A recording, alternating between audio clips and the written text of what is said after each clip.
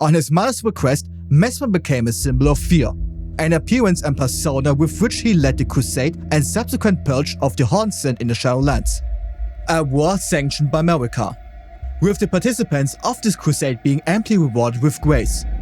Yet, they were never allowed to return home. But why? And why did Marika order Messmer to purge the Hornsent and their culture in the first place? In order for us to understand this faction and its history, we first have to look towards Marika's story in DLC, through which we learn the reasons that triggered these events and led to the formation of this faction. The Shaman village in the hinterlands reveals to us from where Marika originated from. Although it is unclear why it is called Shaman, we can assume that this was a village of Numans. Because as a young child, Marika must have grown up among her people in this peaceful village with a relaxing lifestyle. This utopia, however, was eventually shattered by the Hornsent, who abducted the shamans for the gruesome spiritual process of making jar innards. A cruel fate which is revealed to us through the ghost near the whipping hut of Bonny Village. For pity's sake, your place is in the jar. Nice sainthood itself awaits you within. For shamans like you, this is your lot. Life where you are carded for this alone. As for why shamans were treated this way, the item description of the tooth rip sheds light onto this horror. The flesh of shamans was said to melt harmoniously with others. This suggested the Hornsent, obsessed with the crucible and attempting to create saints through those jar innards, saw shamans as the ideal material for this process. Something that is very much true as we can see the shaman's fate in-game. Every jar innard enemy has the same long-haired and female features at its core, supporting the idea that they were once the Numan shamans from Marika's village. Additionally, each of these shaman jar innards has been branded with this symbol on their foreheads, clearly indicating that shamans weren't treated like people by the Hornsent, but rather more as cattle to be prepared for sainthood. Being hunted down by the Hornsent and used as material in the degenerate worship of the Crucible likely left Marika with a severe case of PTSD and a deep-seated hatred for them. With no survivors left, as stated by the minor Erdtree incantation left in the Shaman village, Marika, after her ascension to godhood, was determined to stop the Hornsent from continuing their twisted ways, while simultaneously also getting her revenge on them for what they did to her family and friends. To this end, she sent Messmer to purge them in a crusade she herself sanctioned as revealed by Marika's rune. A crusade on a massive scale as evidenced by the vast graveside plains showing the extent of its casualties. This endeavor was so crucial to her that every participant received massive amounts of grace, underscoring not only its importance in her eyes, but maybe also to make sure that its participants wouldn't divulge any details of the mission. The war against the Hornsent was undeniably crucial to Marika, as suggested by various item descriptions. Yet, what image would it project onto her role as the god of an order, proclaiming an abundance of life and prosperity for anyone under its rule? Definitely not a good one, because her desire for revenge couldn't be sold as a necessary noble deed, as it is evident in the fact that it was a conflict devoid of honor or grace, never to be put to song. It was a purge in every sense of the word, a calculated act of revenge for what the Hornsent had done to Marika and her people in the past. The tools used in this war highlight the depth of Marika's resolve and hatred towards these people, with contraptions and living beings, infused with Messmer's flame, having been deployed against the Hornsent, embodying the meaning behind cleansing away impurities with fire, which was the mission of this crusade. This war was, as such, not a noble battle in her proclamation to Erdtree society. It was a retribution fueled by the suffering and destruction inflicted upon Marika and her community, the consequences of the dark acts committed by this culture in the past. The most prominent tool in Marika's crusade against the Hornsent were the furnace golems. These constructs were used to incinerate the Hornsent culture, as revealed by a phantom near the scorched ruins in the graveside plains and the story trailer. These golems were even specifically created for this crusade. The item Furnace Visage, the face of these golems, is described as a stone mask surrounded by curled horns, depicting the fell god of fire that haunts the sagas of the Hornsent. This suggests that, prior to Marika and her kin, the Hornsent seem to have had some unpleasant experiences with the fire giants and their fell god. This detail will be explored further in the upcoming video about the Hornsent, so stay tuned for that. Nevertheless, the furnace golems proved to be highly effective in their mission. They burned the Hornsent and their entire culture to cinders, instilling a pain reminiscent of what Marika had to endure under Hornsent's rule. I would even go so far as to say that these golems inflict an eternity of suffering onto anyone being burned by them. The hefty furnace pot will tell you what I mean. The furnace flame burns away both body and soul. When impurity is thus expunged, one calls it cleansing. It wasn't just enough for Marika to see their bodies being destroyed, but she also wanted to affect their souls. By making sure that they were burned completely, yet remain alive somehow in their blackened spirit form. An eternal purgatory for the Hornsent, since even with both of their body and soul destroyed, they likely couldn't die due to Marika having removed death from reality, i.e. the rune of death from the Elden ring. Another cruel detail are the burnt corpses within the furnace golem's caged body, many of which outstretch their arms in a desperate attempt to escape the flames, highlighting furthermore the cruelty of this crusade, in what might be a twisted way to torture them in a similar way as the Hornsent did with stuffing others into the jars. Another fascinating detail about these furnace golems is that the creation suggests the war between the Golden Order and the Fire Giants had already occurred. The golems are adorned with the red hair of the giants, but instead of with their forge's fire, they are powered with Messmer's flame, which is confirmed by the hefty furnace pots, activating these golems, which are created with an ember of Messmer's flame. This indicates that Messmer was alive during the foundation of the Golden Order and even participated in the war against the Giants. But we will talk more about this later in his chapter. In addition to the furnace golems, Messmer's most loyal followers, the Fire Knights, sought further methods to harness their league's flame in their crusade against the Hornsent. This pursuit led to the infusion of his flame into both dogs and humanoid corpses. An elder Fire Knight named Rigo played a significant role in creating these humanoid fire corpses.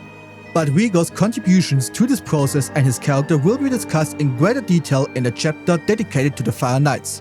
Although these burning corpses are only seen in the church district of the Shadow Keep, it is highly likely that they were the progenitors of the fire hounds that accompany Messmer's soldiers throughout the Shadowlands. Because while these corpses are soulless husks, the hounds in contrast are still loyal dogs and warhounds, fighting alongside Messmer's soldiers.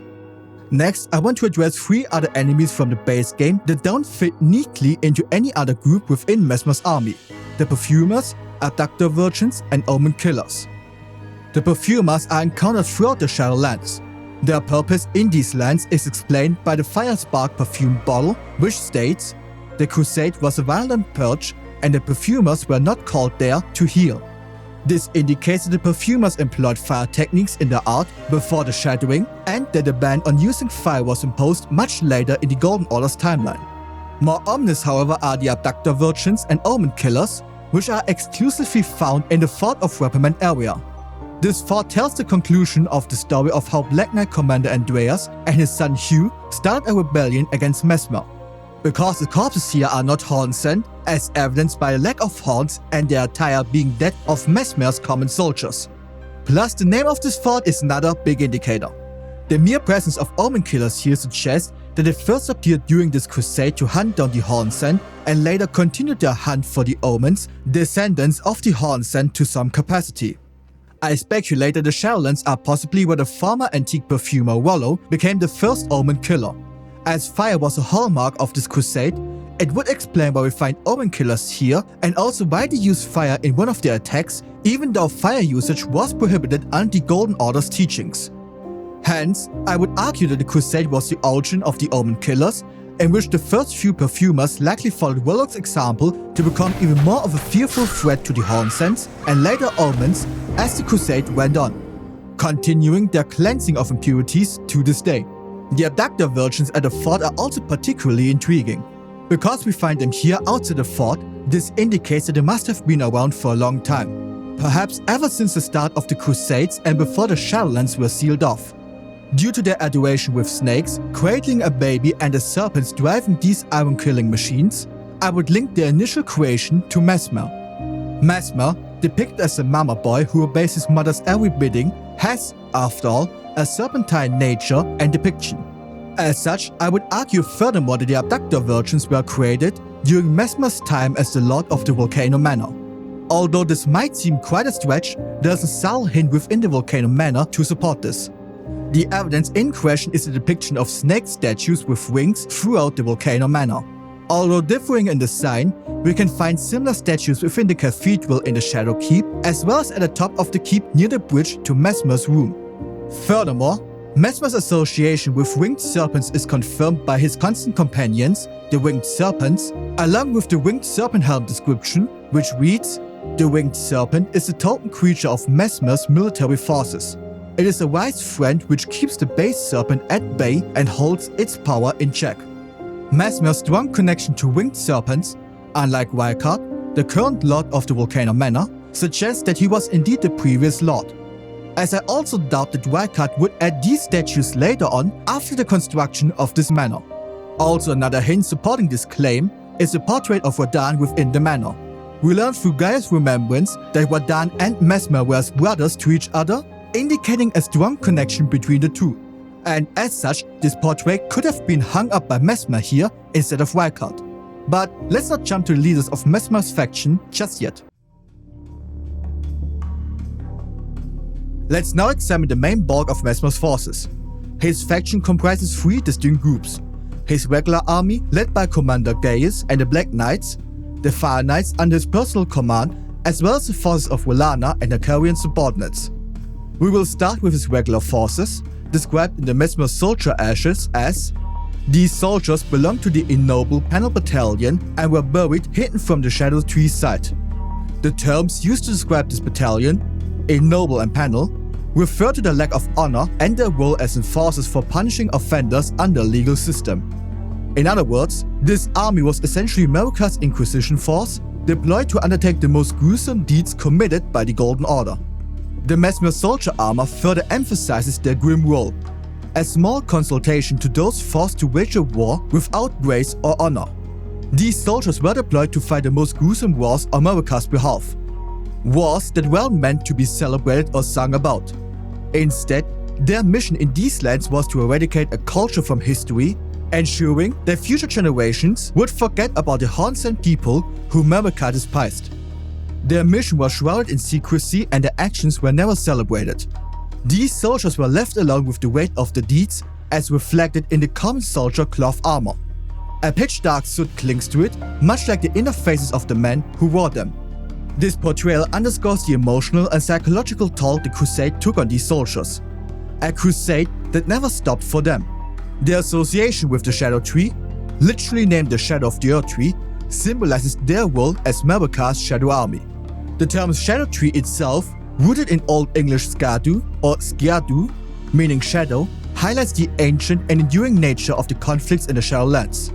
The Old English term Skadu is in turn derived from the Proto-West Germanic word Skadu, which, much like its English counterpart became shadow or shade, transformed into the modern German word for shadow being Schatten. As for why Miyazaki chose to write this tree's name in this manner, I think it is to highlight just how old everything we find in the Shadowlands is. The Hornsent's culture, Marika's village, Messmer himself, and also for how long this crusade has waged on. As such, from a visual storytelling perspective, the army's association with the Shadow Tree furthermore explains why they wear dark armor. Plus, the golden engravings of the Shadow Tree on the armor also indicates their loyalty to the Golden Order and its queen, despite the grim duties and eventual abandonment. Because despite being shunned in current times, these soldiers receive grace as a reward from Marika for their participation in the crusade, as we previously learned via Marika's rune. This suggests they were not forced into service, but relished the opportunity to prove their faith to the queen and her order. Marika's Purge army can be dated back to the time of the Crucible and Godfrey's reign. Their ferocious fighting style, including the storm attack that spawns sharp earth blades, mirrors techniques used by Godfrey and his Crucible Knights, with some Black Knights also wielding Crucible incantations and powers, additionally suggesting a deeper connection to Godfrey's era. The soldiers' preferred use of axes and a shared lust for combat, as indicated by the weapon's description, a favorite of those who lost themselves utterly in the Lord's War, further aligns them with Godfrey's warriors and their time, in the sense that they have been consumed by waging endless war, which is not too unsimilar to how Godfrey has this waging lust for combat within him. Perhaps the men born during the era of the Crucible naturally have this desire for combat inherently in them, due to the times they have grown up in, where survival depended on whether they are stronger than the beasts they encountered. Differing from Godfrey and his men, however, are the motivations for the crusade. This is explained in the Crusade Insignia Talisman. The warriors who fought in the crusade set aside both honor and mercy to wantonly impale and scourge those deemed impure. Those who felt invigorated by each cry of death were the same men who were certain of the sanctity of their campaign. This indicates that these soldiers voluntarily joined the crusade, relishing the opportunity to purge those outside of grace and prove their faith to the creed. As a result, they differ significantly from Godfrey and his men, in that they fight with a fanatical fervor, believing that the grace of Marika is superior to everything else. This crusade marks the beginning of an ideological shift within the Golden Order, where anything deemed impure, such as the Crucible, was no longer tolerated. The goal of cleansing impurity with fire was central to this campaign, as evidenced by the description of the hefty furnace pot, underscored by the serpent flail, which reads, "Some of Messmer's army used these flails to burn Hornsent, to brand them with agony and fear," highlighting again that Marika wanted the Hornsent completely eradicated, not just in a physical sense, but also in spirit, erasing them entirely from existence, or whether putting them into an eternal purgatory overseen by the Shadow Tree. Suffering in their blackened spirits formed throughout the Shadowlands. The furnace golems, powered by Messmer's flame, burning the Hornsents both in body and spirit, as well as the distribution of Messmer's fire even among the lowest ranks of his army, underscores the seriousness and dedication of wiping out all impurities. However, even the most lustful combatant reaches a limit somewhere, and a genuine desire for the crusade to stop is expressed amidst the ranks by the ghost of a soldier we find here in Castle Ensis. He says, "Oh, Marika, I beg, embrace your child, and give us a sign. How long must this holy war stretch on?" Although being portrayed as losing their humanity in this crusade, quite a few of Messmer's soldiers wanted this war to eventually end, and not be stuck in a perpetual holy war. Because any man, no matter how tough, will eventually break under such pressure. Even the most elite soldiers, which here are the Black Knights, are no exception. We can witness the mental decline of one of them via the ghost we encounter right at the beginning of the Shadow Keep, who has the following to say. "No, such a thing is utterly inconceivable. We have not been abandoned. Messmer is the son of Queen Marika. Her grace would never abandon her own flesh and blood." Did you notice that every statue of Marika in the Shadowlands, except the one in Messmer's room, has been beheaded? I first thought that this might have been done by the Hornsent survivors to express their hatred towards Marika. But after seeing her beheaded statues also in the Shadow Keep, I believe that Messmer's main force is responsible for this. They were likely resentful towards Marika for not calling them back to the Erdtree after having waged her crusade for a long time, marking this likely as the first instance of rebellion from Messmer's soldiers towards Marika.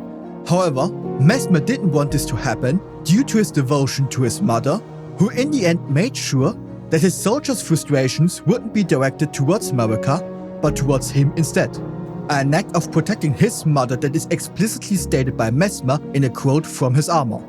"Direct thy maledictions, thine ire, and thy grief towards me alone." A quote I would undoubtedly interpret to be his. Hence, this wish of Messmer must be one reason as to why some among his faction rebelled against him. Because even some of the most devoted soldiers must have eventually started to ask themselves what they might have to accomplish for Marika to order them back and to stop this crusade once and for all. A line of thoughts that eventually led to a rebellion amidst the ranks, started by the then leaders of the Black Knights. According to the ashen remains of Black Knight Commander Andreas, the Black Knights were the primary force of Messmer's army. This statement indicates that the Black Knights not only possess superior offensive capabilities compared to the rank and file soldiers, but also boosted significantly stronger defensive measures. Their defensive preparedness is reflected in the Pearl Shield Talisman, which states, "The nature and the potential of impurity surpassed their understanding of the Knights, and so they were forced to prepare for all threats known or unknown." An army facing worshippers of the Crucible, who could wield the powers of all aspects of life in their attacks, did indeed require extensive preparations. The Black Knights understood this necessity, preparing meticulously for the crusade. But much like the soldiers beneath them, the Black Knights lost themselves in the relentless slaughter, as indicated by their helmet. Perhaps it arises from the tainted nature of the blood that splattered upon it. Or perhaps it is the wearer's own blackened soul festering after endless slaughter. Yet, their devotion to Marika was even more profound. Their weapons, infused with the power of the Erdtree, symbolized their unwavering faith and belief in the righteousness of their actions during Marika's crusade. Their commitment to eradicating impurities was intense, bordering even on excessiveness in the later stages. This fanaticism isn't surprising, considering the prolonged nature of the crusade and the immense mental toll it took on the soldiers, which likely resulted, under the pretext that Marika never ordered them to return, in them eventually viewing their mission as a trial imposed by Marika they have to fully complete before they are allowed to return home again. A line of thought which eventually led some among their ranks to develop the idea that they haven't purged all of the necessary impurities and that for them to be allowed to return home, they had to prove their faith and obedience by cleansing the impurity that is Marika's own flesh, resulting in the leaders of the Black Knights, Captain Hugh and his father Commander Andreas, to eventually lead a rebellion against Messmer. Despite their loyalty to him even after fleeing from the Erdtree, they only chose to rebel upon discovering Messmer's serpentine nature. The serpentine nature in question here being likely the abyssal serpent. Since the winged serpent helm and Messmer's armor stating how his red serpents are his constant companions, it is unlikely that these two are being referred to here. Supporting this further is that the serpent crest shield, commemorating a winged serpent for the crusade, was fashioned by the Erdtree people. As a result, we can be certain that this rebellion against Messmer was motivated by Andreas and others discovering the abyssal serpent within Messmer. As such, this rebellion was viewed as a righteous stand, resulting in their imprisonment in an underground tomb, much to Messmer's dissatisfaction, for he mourned the loss of a brother in arms. This highlights Messmer's deep sense of connection to his subordinates, a closeness he perhaps never experienced from his mother and instead found among those under his command.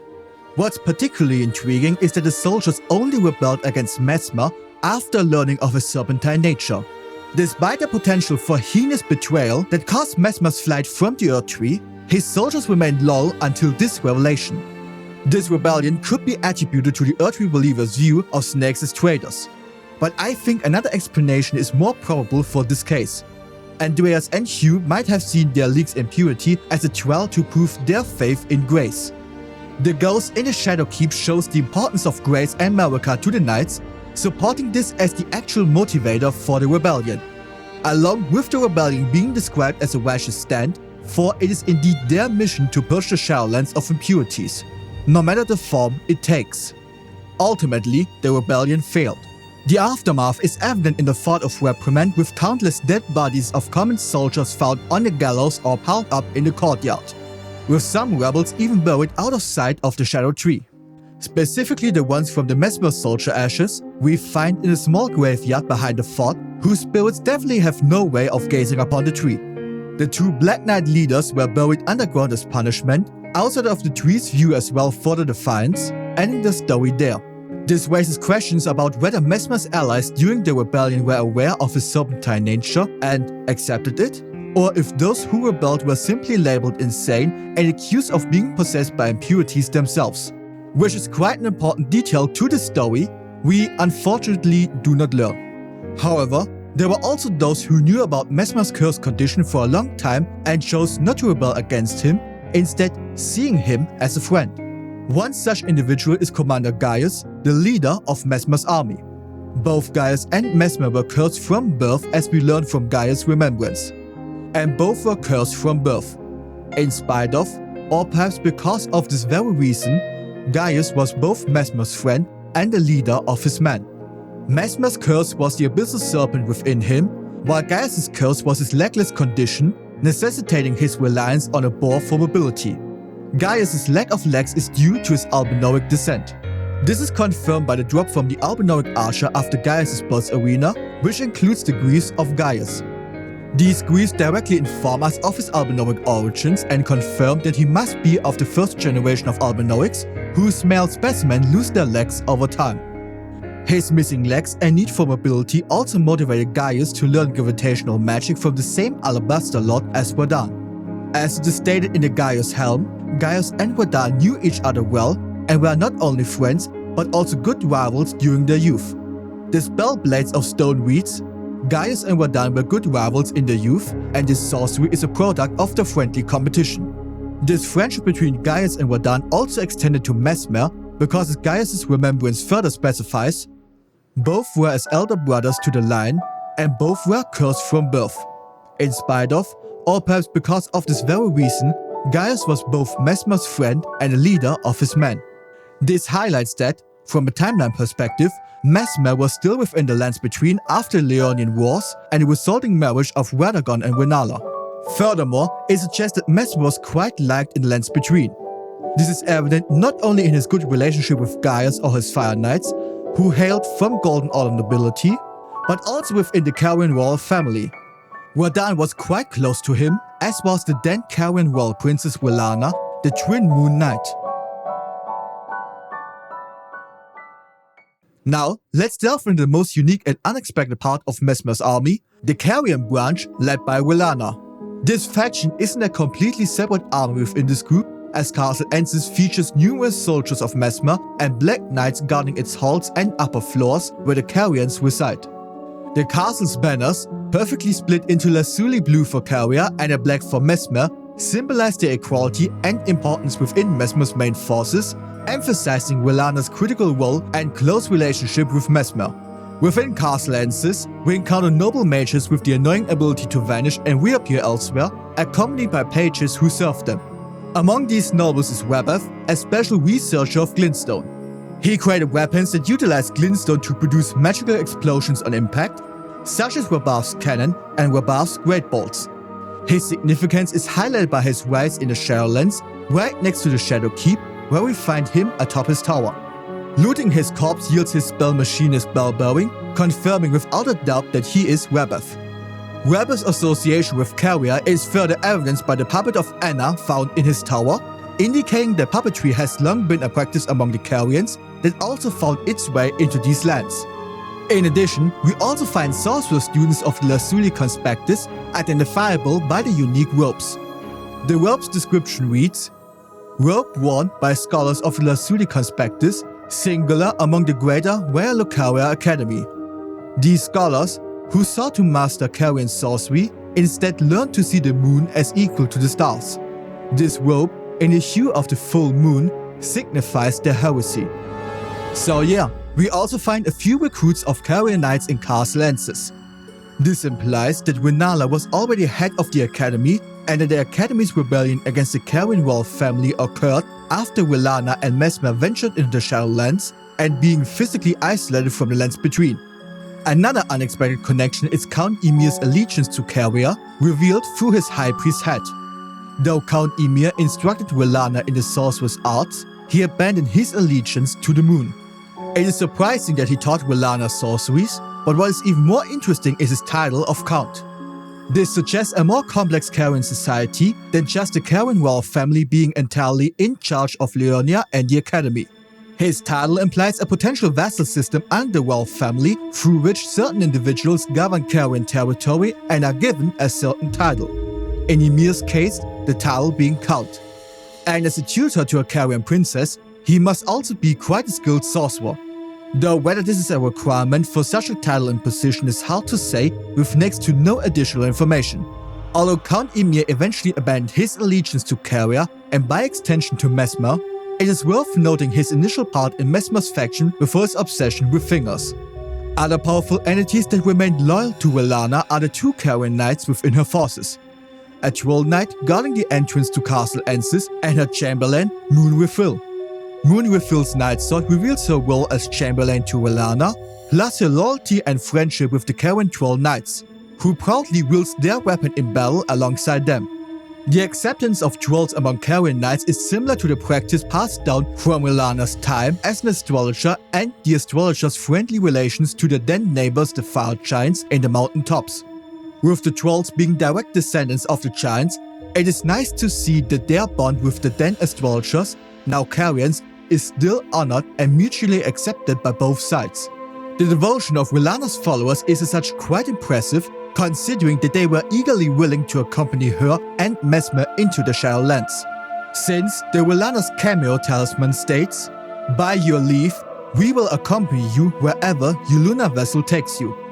Even though they might never return to their homes in the lands between, they still decided to follow Willana, which is a level of loyalty Messmer inspired in his closest allies as well. This indicates that they willingly followed Willana into the Shadowlands, demonstrating their unwavering loyalty and commitment to her. As well as that Willana was not ostracized by the Carian royal family for following Messmer, because her helmet's description reveals, Renala, head of the royal family of Carian, was said to have given her younger sister, who renounced her lineage to chase after Messmer, a gift of lustrous black hair. This gesture from Renala indicates her full support and best wishes for her sister. Traditionally, giving a bundle of hair before a journey symbolizes protection, good luck, as well as a deep emotional connection, suggesting that Renala would always welcome Willana back if she ever chose to return home. But why did Willana join Messmer? I think that they have met somewhere after Willana's first noted interaction with the Golden Order, and from then on formed a strong bond. Her Carian thrusting shield states, once wielded by Willana, the Twin Moon Knight, during her sole entry into ritual combat, a demonstration of fealty to the Erdtree. Although this is the first recorded interaction between Willana and the Golden Order, it is very likely that she fought alongside her sister and their Carian knights against the Golden Order forces during the Liurnian Wars. This likelihood is supported by the fact that there was no animosity between her and Renala right up to the moment when Willana left, suggesting furthermore that Willana pledged fealty to the Erdtree, likely after the Second Liurnian Wars concluded with Radagon marrying Renala, as another sign of Carian's respect for the Golden Order and to strengthen their alliance. The existence of this thrusting shield, essentially the Carian version of the commonly used dueling shield, supports the conclusion of both sides after these wars that the Carian and Golden Order ways can coexist and even complement each other, further demonstrating through Willana and her engagement in the Golden Order's ritual combat that there is no need for their sides to wage war again in the Third Liurnian War.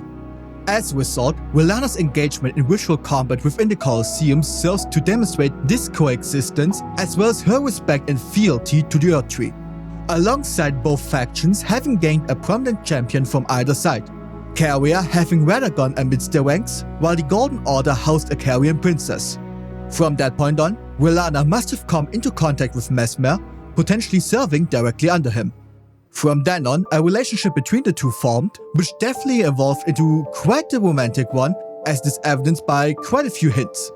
For starters, Willana's twin blades suggest this by stating, "Here, and here alone, were moon and fire ever together." One part of her sword is imbued with the sorceries and powers of her twin moons, while the other blade possesses Messmer's flame, symbolizing the coming together of two different forces. Furthermore, her remembrance hints explicitly at such a connection through the following statement. Once a Carian princess, Willana disavowed her birthright and chose to stand at Messmer's side instead, knowing full well that not even the brilliance of the moon could grant him succor. Before long, she became known as the Sword of Messmer. The term succor means to offer assistance and support in times of hardship and distress. This indicates that Willana abandoned her right to become Queen of Carian to support Messmer through difficult times. While the nature of Messmer's hardship remains unknown, Willana's decision to reject her birthright to Carian's throne and become instead so close to Messmer that she earned the title of Sword of Messmer proves that there's quite a deep bond between them. Additionally, the banners in Castle Ensis and the Shadowkeep are equally split between Messmer's black and Carian's lazuli blue, furthermore visually symbolizing a union between Messmer and Willana, which further supports the idea of a deep bond between the two. Although their relationship is heavily implied, it still remains speculative since Willana, unfortunately, never utters a single line of dialogue to confirm or elaborate on her relationship with Messmer. Willana's implied closeness to Messmer is only rivaled by the Fire Knights under his direct command, as revealed through their helmets. Another significant detail from their attire is their noble origins within Erdtree society. The Fire Knight armor states, each and every knight hailed from a renowned family of the Erdtree's upper echelons, but were shunned and chased from their homes after pledging allegiance to Messmer as their master. This allegiance likely dates back to when Messmer fled the Erdtree as inferred from Commander Andreas' ashes. Only around this time does it make sense for them to be ostracized from Erdtree society, since Messmer was up until the Crusade, and sometime after it, still in the graces of Marika and the Erdtree people. As for why they would abandon their nobility status, I believe there are two key factors motivating their pledge to Messmer. Firstly, Messmer's characterization throughout the lore depicts him as a highly capable and loyalty-inspiring leader, uniting a diverse group of followers from different backgrounds. Secondly, the Fire Knight armor notes that these knights knew Messmer on a very personal level, akin to close friendships. These were the only ones who truly knew Messmer. His flames, like serpents, the painful fate that accompanied his accursed form. As such, those former nobles must have known Messmer for a long time, and both likely formed friendships over this period of time. Their close bonds with Messmer, combined with his leadership qualities, ultimately led them to side with him rather than remain in their positions within Erdtree society. And on a side note, this allegiance may have also contributed to the torture and interrogation of future nobles of Leyndell in the Volcano Manor, as suggested by the Inquisitor's Gerendal, which could have been a safety measure established by Marika to root out any threats within her order after Messmer and his allies fled the Erdtree. Messmer's Fire Knights are the most devoted followers among his forces, even aspiring to carry the same flame as the League. Something we learn via the Fire Serpent incantation, which reveals, when the flame they received from Messmer would not find purchase within them, the Fire Knights relied on fire incantations to honor their bond. But despite their desire to embrace his flame, it rejected them, which for me raises questions about whether Messmer's flame is directly linked to the Abyssal Serpent within him, and whether this serpent is another outer god. The Fire Knight seal hints at a sacred connection in its description. Sacred Seal of the Fire Knights, who answer directly to Messmer the Impaler. The emblem of Messmer's army depicts a golden ring and the fire of his sacred seal. But we will delve deeper into the Abyssal Serpent in Messmer's chapter. Despite their fierce loyalty to Messmer, the Fire Knights also share his extreme devotion to Marika, seeking her blessing upon them. This dual allegiance highlights the complex and multifaceted nature among the knights, which is best amplified by Carian. When we encounter him in the church district of the Shadow Keep, his dialogue, or whether his prayer to Marika, reveals their deep desire for acknowledgement and grace from her. Queen Marika, mother to us all, favor me with thy grace. I have met many who would threaten or distress thee, and quelled each and all, and I hereby swear to never cease. So please, grant me thy grace. Leave me with my solitary light. Carian's reaction upon receiving the Iris of Grace from us further underscores their fanatical devotion to Marika and grace. Queen Marika, dearest mother, I shall silence all who would trespass upon thy peace, as decreed by the grace of gold. No soul shall thy sanctity imperil. Carian serves as the perfect example of the extreme fanaticism Messmer and his closest allies harbor towards Grace and Marika. His great sword also underscores specifically his devotion in his description. Carian devoted his all to the crusade and remade his great sword in the shape of the lance wielded by his League, aspiring to become a second Impaler. A devotion likely motivated by the potential reward of endless grace from Queen Marika. Additionally, from Carian we obtained the Crusade Insignia Talisman, which highlights the detestation Messmer's forces have for anything impure, defined as anything not touched by Marika's grace. The talisman reads, "The warriors who fought in the Crusades set aside both honor and mercy to wantonly impale and scourge those deemed impure. Those who felt invigorated by each cry of death were the same men who were certain of the sanctity of the campaign."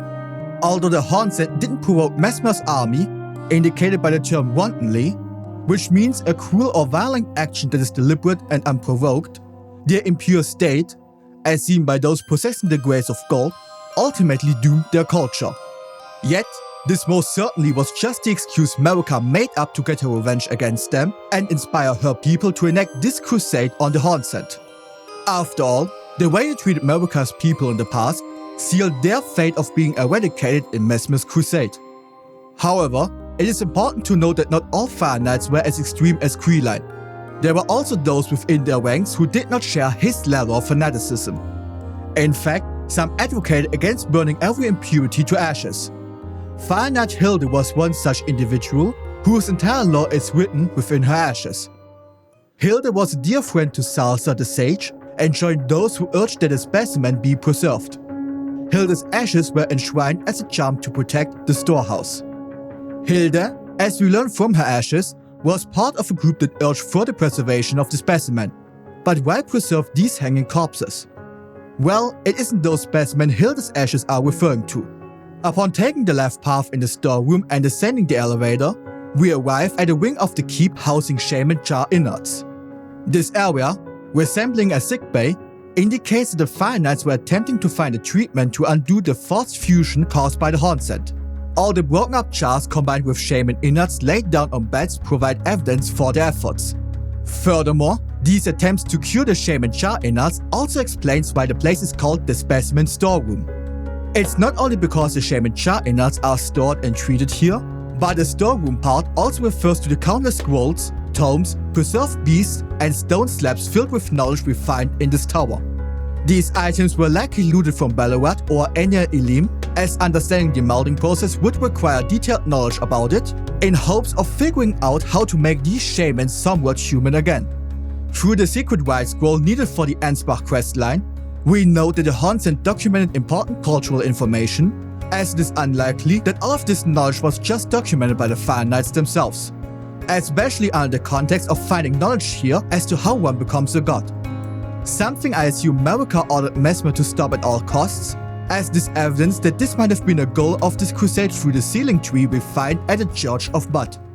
This, however, raises the question of why such a debate occurred among the Fire Knights in the first place. The goal of their crusade was to cleanse impurities with fire, yet some of Messmer's most loyal followers opposed burning the Shaman Jar innards. It is possible that the Fire Knights were aware of Marika's connection to the Shaman innards and wanted to spare her, and by extension Messmer, further grief by attempting to heal her people. This internal disagreement within the Fire Knights suggests that the final decision to preserve the specimen was likely Messmer's, since we can still find these shamans relatively well within the keep. He may have hoped to gain favor with his mother or to make her happy by restoring her people, while also having eliminated her sworn enemies. Hilde's ashes teach us much about the specimen storeroom, but it also raises questions surrounding her death. Has she died in a crusade against the Hornsent or in a confrontation with the rebels? And why are her ashes enshrined all the way up here?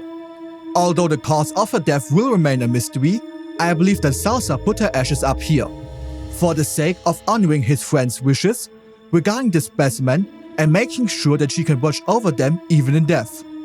Also, fun fact, her name is as German as it gets, and my grandma actually has the same name.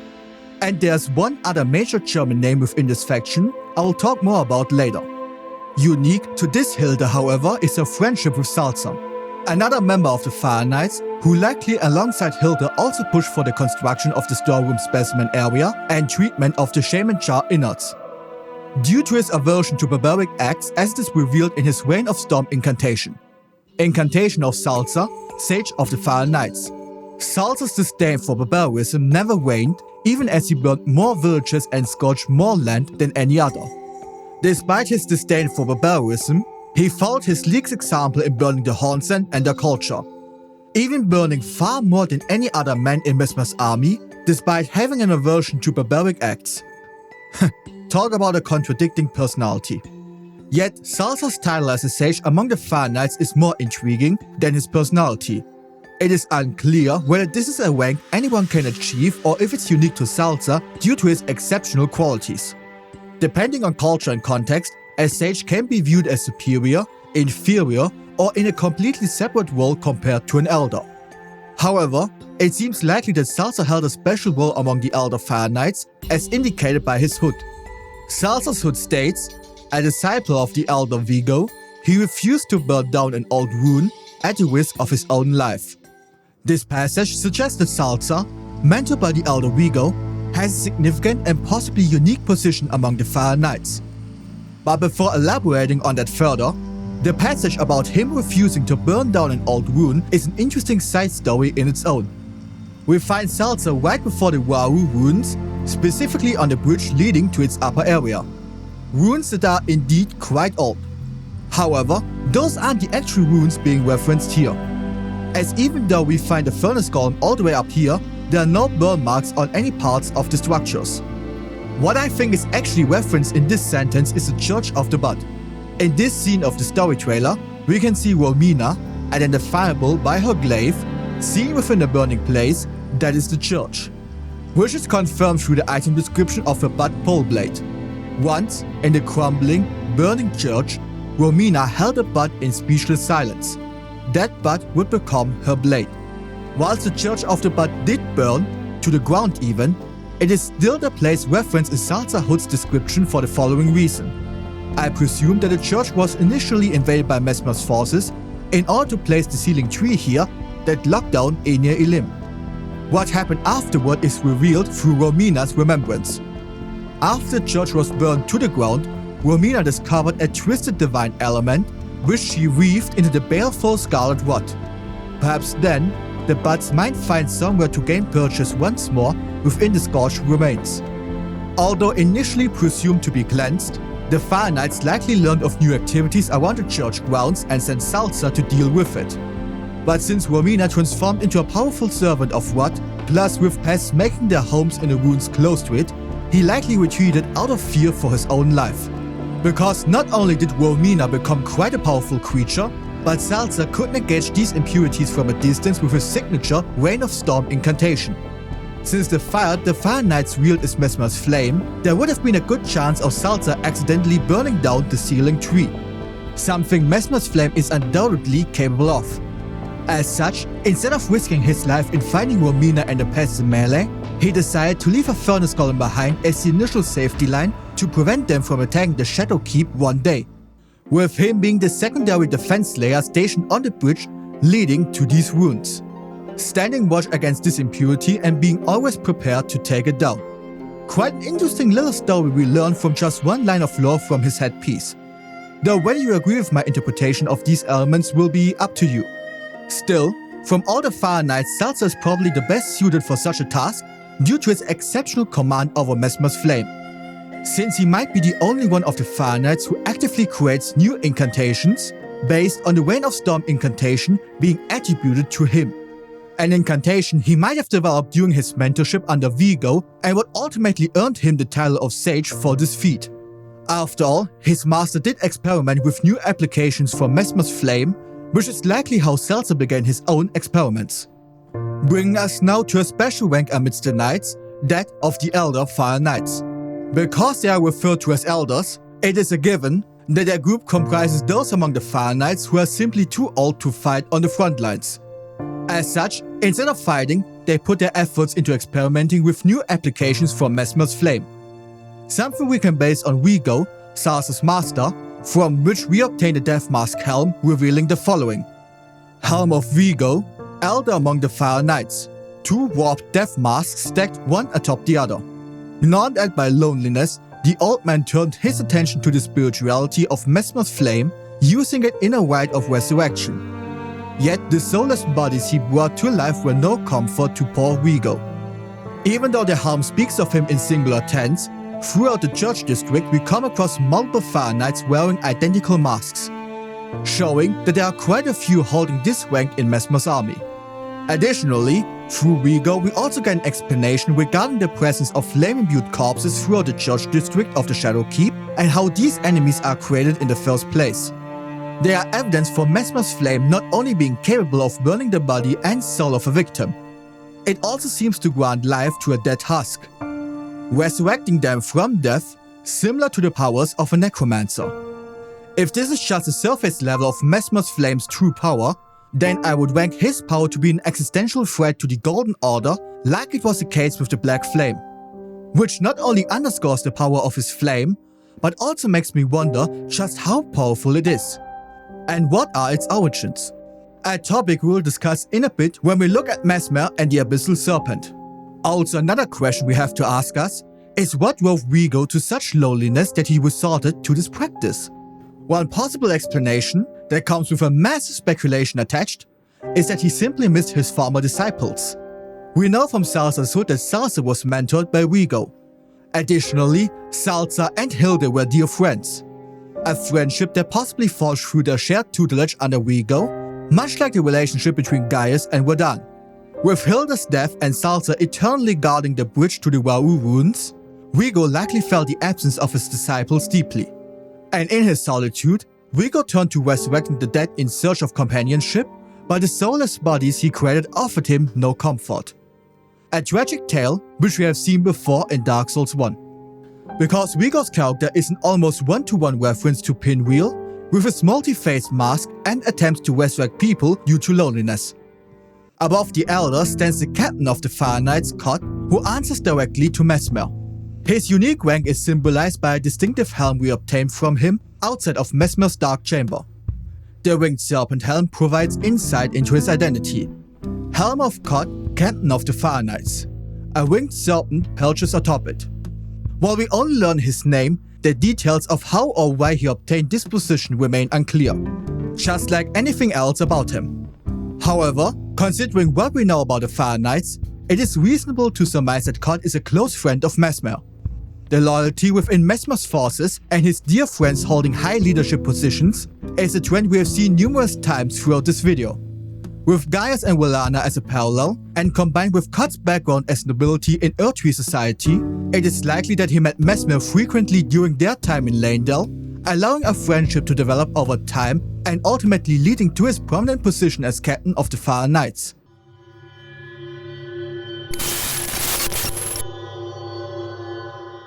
Having covered each entity of Messmer's forces, it is now time to focus on Leader himself.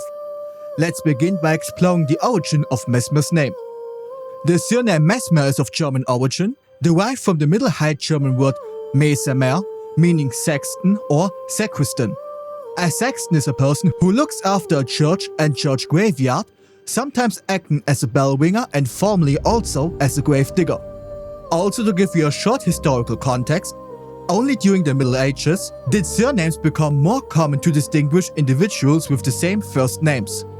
To make the process of giving everyone a second name as easy as possible, almost everyone adopted an occupational surname, reflecting the profession of the bearer during that time.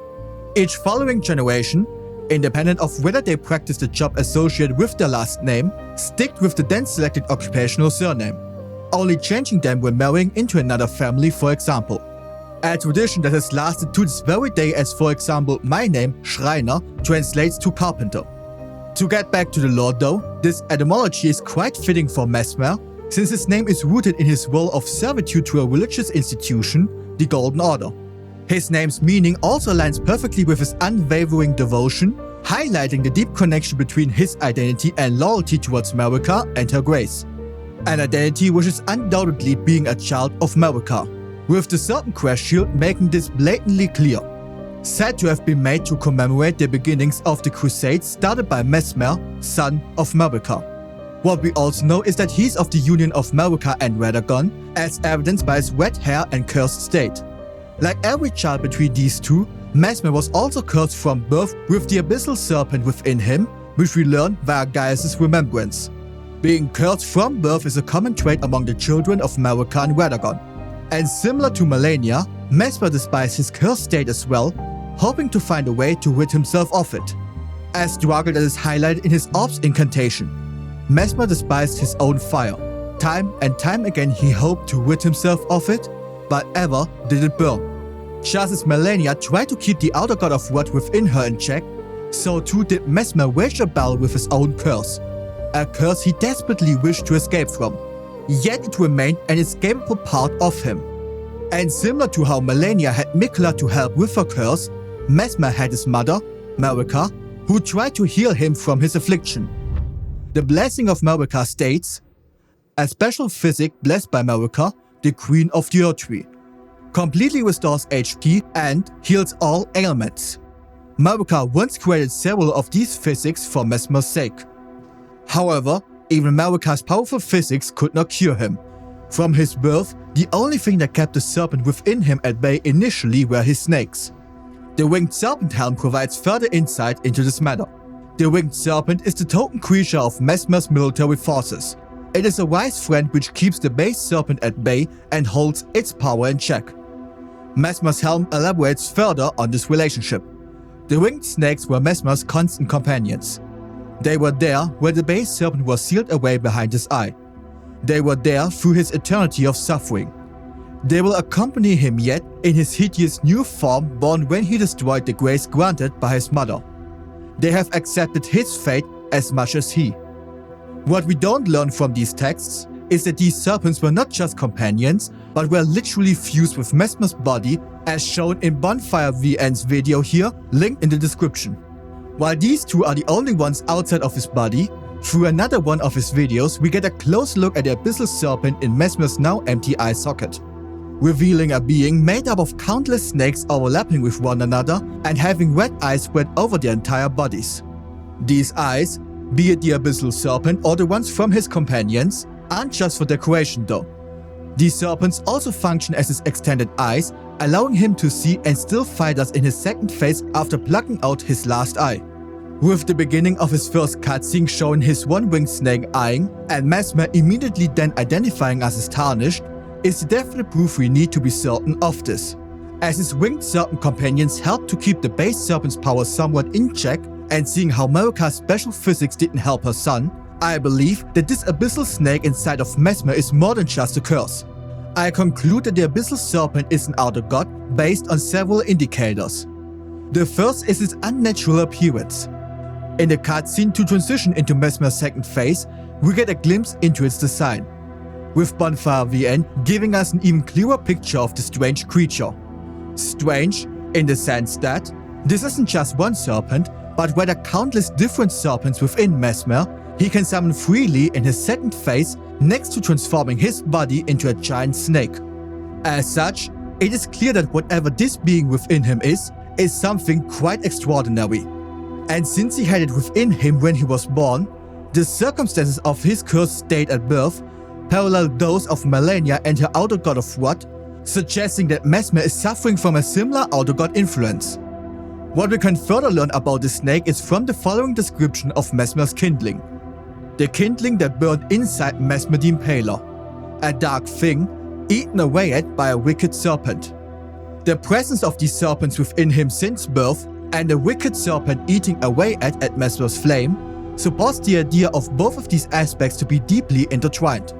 I would interpret this as a symbiotic state between these two that might even contribute to the abyssal serpent multiplying within Messmer's body, which from a symbolic perspective is quite a fitting theme because snakes are inherently linked with greed throughout several religions and mythologies, with precedents for the same motive being Marika and his god-devouring serpent. And they are also strongly linked with darkness in FromSoft games, such as the primordial serpents and the abyss from Dark Souls. Also, when we die in Messmer's second phase, he addresses us as a lightless creature, which is quite ironic as without his mother's eye of grace, he too is lightless. In his case, however, he never had any light within him to begin with, as Messmer describes the abyssal serpent as shorn of light, meaning the complete absence of light. His other line when we die, "Lightless creature, embrace thine oblivion, as shall I," further highlights his fear of what is within him. A darkness he despises, based on his mother's teachings that light, i.e. grace, is the only good force in the world. However, if you're familiar with Dark Souls lore and the consequences of endless fire with no darkness, then you can see the same motive used here. Out of fear, Marika raised Messmer to never give in to the abyssal serpent and always be loyal to her grace. And to be sure that this cannot ever happen, she also placed her seal of grace onto his eye. And yet, the abyssal serpent isn't that shorn of light, for we note that there's a flame within Messmer emitting a form of light. So, how does this work, you might ask? Well, my assumption is that the abyssal serpent and Messmer's flame are connected. Not only because his flame possesses serpentine properties, but the serpent within him can use it as well. This is evidenced by both of Messmer's faces being opened up with the Fire Orb AoE attack. showcasing at the start of the second phase that the serpent has control over this flame as well, or at the very least is not repelled by its use. Since both these aspects, his flame and serpent, reside simultaneously in Messmer, we also have to ask the question if both of them appeared simultaneously or one after the other. To understand this relationship, let's first look into the Fire Serpent incantation, which sheds light onto this through the following description. When the flame they receive from Messmer would not find purchase within them, the Fire Knights relied on fire incantations to honor their bond. The obvious difference between Messmer and his Fire Knights is the Abyssal Serpent within him. Because the flame rejected them, this could mean that both the snake and flame live in a symbiotic relationship. Since the Abyssal Serpent is necessary to house Messmer's flame, I would say that this specific fire is an aspect of the snake, which in turn also explains why this flame is depicted and described with having movements akin to a snake. This necessary symbiosis to house both the flame and serpent, plus the reliance on faith scaling for incantations linked to Messmer's flame, strengthen the theory that the Abyssal Serpent is an outer god, which is further supported through the Fire Knights gaining access to Messmer's flame through the use of faith with their sacred seals, depicting the symbol of Messmer's flame. Also, with the power of an outer god behind this fire, this in turn also explains why Messmer's flame is capable of burning both the body and soul of a person. And this in turn is also the reason, I believe, why some of his soldiers rebelled against him after learning of this creature residing within Messmer. They likely view the Abyssal Serpent as a major impurity, a heretical god influencing their leader of the Holy Crusade. By cleansing this impurity, killing Marika's son essentially, they believed that the crusade would finally end and they could return home to the Erdtree. Under all of these aspects, there's no doubt in my mind that the Abyssal Serpent within Messmer is another outer god, possessing another one of Marika and Radagon's children. With Melania as a benchmark, all of this paints a picture of Messmer leading a truly isolated and painful life. The only positive relationships he had were with his men and, for a time, with his mother. However, although characterized as quite loving initially through Marika's physics, this relationship with Marika eventually turned sour. A revelation we make through the blessing of Marika. Marika once created several of these physics for Messmer's sake, but never again. This suggests that, although she initially loved Messmer, something significant happened between them which fractured their mother and son relationship. This is further illustrated by Messmer, who was completely devoted to his mother his entire life, then utters these final words right before his death. Mother. Marika. A curse upon thee. Indicating a realization that his mother had abandoned him, no longer seeing him as useful. Did he realize in that moment that his mother has truly abandoned him? Are we the punishment Marika sent to her son for his potential wrongdoings? No matter the details, we truly are a shock to Messmer when he realizes that we are tarnished. Which, unbeknown to us, might be a final message Marika wanted to send to Messmer. Something along the lines of, Although thou art my son and blessed with my grace through thine eye, thy boundless darkness shall never again find a place within my order. A darkness so appalling, it surpasses even that of the one I have sent to you. Which to me is a satisfying enough explanation as to why Messmer takes such offense in the idea of the Golden Order having a lord devoid of Marika's grace, and why he curses Marika right before his death. Potentially realizing that, much like we are, he too was for a very long time only just a tool to Marika, with Messmer's armor echoing this strained relationship. On his mother's wishes, Messmer made himself a symbol of fear, undertaking the cleansing crusade she desired. This reflects his deep desire for his mother's love and attention, with the unique, not beheaded statue of Marika in his boss room, depicting her in a loving mother way. As such, he gladly became a tool for his mother as soon as she asked him. But it is important to highlight, again, that Marika did care for Messmer in a way a mother does. Initially, Marika likely treated Messmer with love, as evidenced by the blessing of Marika physics. However, her attitude shifted dramatically at some point, with Messmer's remembrance giving us a potential hint for the reason. A malevolent snake writhed within Messmer, and so his very mother plucked out his eye and put in its place a seal of grace. Yet, having done so, her fear, compelled her to secret away her child within the realm of shadow. Hidden away, keeping company with the original sin and a hatred that would not be confined. Marika's act of placing a seal of grace in Messmer's eye happened before the crusade against the Hornsent, as he is seen with this eye in the story trailer. This suggests that the placing of the eye seal occurred after her ascension to godhood, since grace is synonymous with her reign as a god. It is likely that Marika noticed something was wrong with Messmer from birth. She initially created several blessings of Marika physics to cure him, but when none worked, she might have begun to dig deeper and then discover the actual cause of his affliction.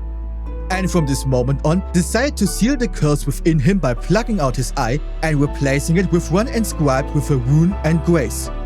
However, despite the seal, Marika still feared her child and decided to hide him away in the Shadowlands. Plus, the phrase "and a hatred that would not be confined" raises the question of whose hatred it refers to. Messmer's man towards Marika, or Messmer himself growing to hate his mother. Also, if Marika tricked Messmer and his army to seal them away into the Shadowlands, why did Commander Andreas' ashes speak of Messmer and his men fleeing from the Erdtree?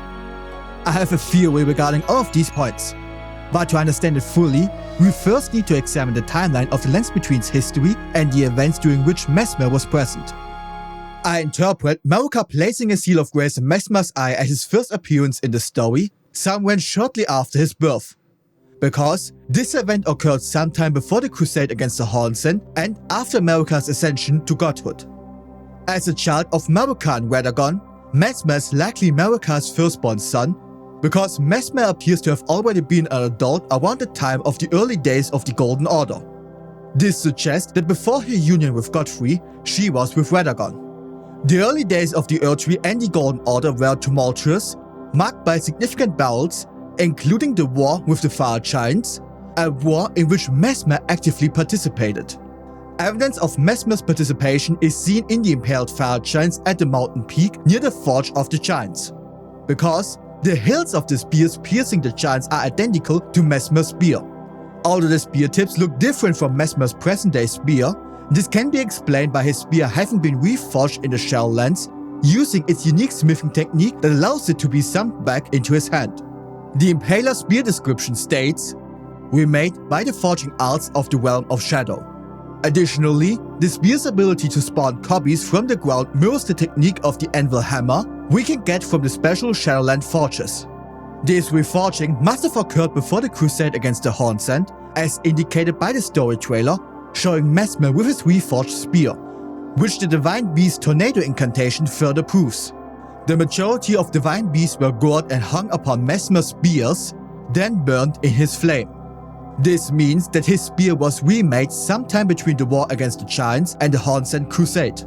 Also, the thorns surrounding the impaled Fire Giants might be linked to sorceries originating from the Shadow Tree. We can learn of a link between thorns and this tree through the impenetrable thorn spell stating, "summons the Shadow Tree's impenetrable thorns from the ground." Given that the Shadow Tree came into existence alongside the Erdtree and Messmer's forces bear its emblem, there's a strong connection between Messmer and this particular tree, but I want to leave it at that for now, because I haven't fully developed my thoughts on this tree. Regardless, Messmer's undeniable involvement in the war against the Fire Giants suggests he was an adult during this conflict. The war preceded the Hornsent Crusade, as evidenced by the furnace golem's design. Their caged bodies feature the giants' faces with red hair around their legs. Their headpiece, the furnace visage, further clarifies a stone mask surrounded by curled horns depicting the fell god of fire that haunts the sagas of the Hornsent. This indicates that the culling of the Fire Giants happened before the Crusade and might have lulled the Hornsent into a false sense of security under the Golden Order's rule. As for the exact timing of the Crusade taking place in the timeline yet remains uncertain. Through the Serpent Crest shield we learn, said to have been made to commemorate the beginnings of the Crusade started by Messmer, son of Marika. This implies the snakes were still viewed favorably in Erdtree society before the Crusade. We furthermore find the talisman of Lord's Bestowal depicting Godfrey in the Shadow Keep alongside the dueling shield, which reads the following: an armament once used in ritual combat performed to honor the Erdtree, a custom that had somehow remained within the realm of shadow. Proving further that Messmer was part of Godfrey's Elden Lord era for the shield and the practice of ritual combat to have continued in the Shadowlands. We know through the ritual sword talisman that ritual combat is synonymous with the Colosseums, a practice at its height in Godfrey's era as the Elden Lord. The talisman reads, a talisman patterned after swords used in ritual combat held to honor the Erdtree. The practice had died out by the age of King Consort Radagon, but remains of the arenas where ritual combat took place can still be found in every land. This supports the idea that during Godfrey's reign, snakes were still viewed favorably among the Erdtree people, because otherwise, their fashioning of shields depicting serpents to commemorate the beginnings of the Crusade would have been unthinkable and potentially viewed as a traitorous act. However, the Duelist Helm reveals a shift in perception of snakes still during Godfrey's reign. Bronze helm decorated with innumerable snakes, worn by gladiators who were driven from the Colosseum. The snake is viewed as a traitor to the Erdtree, and the audience delighted in seeing these bronze effigies beaten and battered. Considering Messmer's abyssal serpent, it is plausible that the innumerable snakes on the helmet represent Messmer's wicked serpent. The crusade against the Hornsent and Messmer's flight from the Erdtree likely occurred during the transition from Godfrey to Radagon as Elden Lord, based on several indicators. The most obvious one is Messmer's awareness of the tarnished concept, addressing us as such in his boss arena. This proves that he must have witnessed Godfrey's exile from the lands between. The other indicator to pinpoint him into the reign of Radagon is Messmer's connection to Radahn, as revealed through Gaius' remembrance. Gaius and Messmer were viewed as elder brothers by Radahn, who must have been a young adult around the time of Godfrey's reign. Thanks to Freya's armor description, we know this to be a fact as it reads, after witnessing Freya's valor as a gladiator in his youth, Radahn invited her to join the ranks of his most trusted warriors. Freya's former life as a gladiator shows that the Colosseums were still active during Radahn's youth. And since the Colosseums were close with Radagon taking over as Elden Lord, as it is stated in the ritual sword talisman, this proves that Godfrey was still around when Radahn formed his Red Main army. Through this, we can also safely say that the Shadowlands were still physically part of the lands between around this time, with concrete evidence residing in the northern nameless mausoleum going by the name of Red Bear. However, it would be more accurate to say that his fang helm tells us quite the important detail. Helm of Red Bear, whose name is lost to madness. The cheek guards are shaped after lion fangs. Perhaps his fascination with the untamed strength of the wild stemmed from his past as a Red Main. Based on all this information, we know that Radahn was a young adult during Godfrey's reign as Elden Lord. And in turn, we can determine that Messmer was also a prominent figure up until Godfrey's exile and Radagon becoming second Elden Lord. I would also go so far as to say that the Crusade of the Hornsent only happened after Godfrey's exile. That is because the Erdtree's harsher stance on the Crucible, and all things considered impure, only followed after Godfrey's exile and Radagon's rise with the introduction of Golden Order fundamentalism. In addition, Messmer's lack of a great rune and a wrath from afar incantation stating, when the Elden Ring was shattered, the people of the Realm of Shadow felt it too, and feared it as a sign of the Erdtree's wrath, shows that the Shadowlands were cut off from lands between before the Elden Ring shattering. While we can accurately place Messmer within the timeline, the mystery of why he fled from the Erdtree and what act of betrayal branded snakes as traitors to the Erdtree remains one. In typical From Software fashion, giving us an answer to a very important aspect of the lore, but then introducing 5 new questions we never knew we had to ask ourselves. However, I have a theory about this significant event, though it is quite speculative and should be taken with salt. A lot of salt. I believe Messmer's exile is tied to a betrayal related to the first Cardinal Sin, the burning of the Erdtree, as it is defined by the Golden Order. In Leyndell, we can see ashes scattered throughout the entire city. When we burn the Erdtree, we turn Leyndell into the Ashen Capital, clearly indicating that the burning of the Erdtree creates the ashes in both instances of the city. By using Messmer's kindling to burn the sealing tree in the Church of the Bud, we know his flame can burn special trees. Hence this makes Messmer the most likely candidate to have burned the Erdtree, ending the Age of Plenty and transforming the Erdtree into an object of worship rather than an eternal source of sap. Which in turn might also explain why Marika grew to fear Messmer, because he essentially wills the power to burn everything she has sacrificed so much for to build whenever he wishes to. But then, the question arises of why would Messmer commit such an act given his dedication to his mother? The only plausible motivation is that Marika ordered him to do something even more vile than the crusade against the Hornsent, burning his younger sister Melina. My working theory is that Melina, being the Glowmite queen to some extent, led the Godskin rebellion against her mother and, as punishment for this, was burned inside the Erdtree. Messmer, being Marika's tool, was likely used as the executioner here, simply because there's no better flame at Marika's disposal at this point in time. And even though Messmer's flame can burn both body and soul, we can still find the countless darkened spirit forms of the Hornsent throughout the Shadowlands, giving us the precedent of victims of his flame becoming spirits. The indicator which gave me this idea in the first place is the hinted at connection between Messmer and Melina in Messmer's kindling. Messmer, much like his younger sister, bore a vision of fire. We all already knew prior to the DLC that Melina was Marika's daughter. Even though this line makes this fact even clearer and also further cements from which relationship Melina was conceived, I still pondered why it was included in the first place. Why tell us something we already know? With everything we have discussed about Messmer's lore, right now I believe that Messmer was forced to execute his younger sister, which sparked a hatred towards Marika. This act likely led Messmer to burn the Erdtree and impale his mother with a red spear, realizing for the first time that Marika's love was a facade and that her grace was a blinding light hiding her true nature.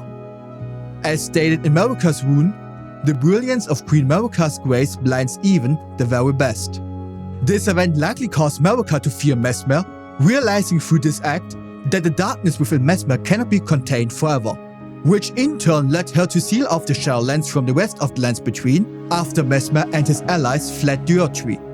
Despite having support from his loyal friends and followers like Willana, Gaius, and the Fire Knights, Messmer's mind remained troubled. Willana's remembrance notes, Willana disavowed her birthright and chose to stand at Messmer's side instead, knowing full well that not even the brilliance of the moon could grant him succor. And even if my theory of him being Melina's executioner which led to the actions afterwards isn't true, we have seen throughout the video another strong example for the cause of Messmer's suffering, a conflict of moral ideology. Although he is the son of Marika, the brightest and most brilliant being, he is darkness incarnate, the complete opposite of what the Erdtree and the Golden Order stands for. A major contradiction of Marika and her teachings, who she herself gave birth to. A dark being whose true place is indeed in the realm of shadows. Yet despite this, Messmer's continued devotion to Marika is seen in his efforts to heal the shaman Jar Inards, the presence of a statue in his chambers, and his ongoing crusade against the Hornsent. This to me indicates a desperate hope that all of his deeds might one day grant him the recognition and love from his mother again.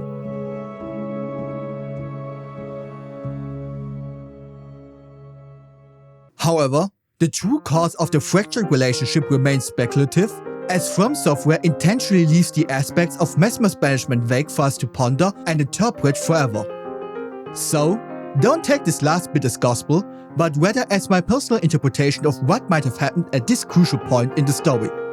As for the rest of the video, up to the timeline of Messmer's presence in the Lands Between, this represents what From Software wants us to understand about the DLC's lore. Marking the end of this video, visualizing and explaining one of the biggest chunks of the DLC's lore in the most digestible way possible. And that also sums up the lore and my thoughts about Messmer and his faction. If you enjoyed this, then please leave a like and subscribe to the channel. There will be a lot more content about Elden Ring's lore in the coming months. The next faction lore diagram will either be about the Hornsent culture or Miquella's fellowship. I haven't decided yet, but expect some other videos sprinkled in between the wait time as well. Also, remember you can get this diagram from the link in the description and even use it in your own videos, so long as you credit me for my work. At any rate, have a great time until the next time. Auf Wiedersehen.